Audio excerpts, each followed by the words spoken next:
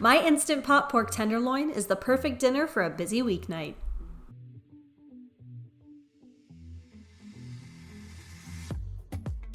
Start by seasoning your pork with salt, pepper, and garlic powder on all sides.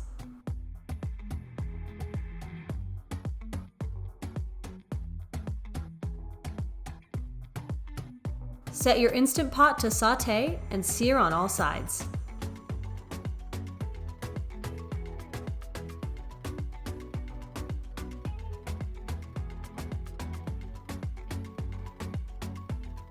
Remove the tenderloin and add chicken stock and minced garlic, scraping up the brown bits at the bottom of the pan.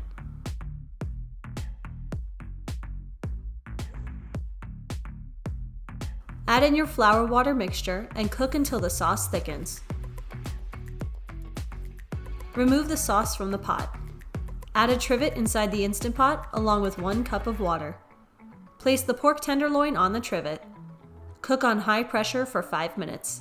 Remove the pork tenderloin from the Instant Pot and let it rest for 5 minutes before serving. You can find more easy weeknight dinner recipes on our website.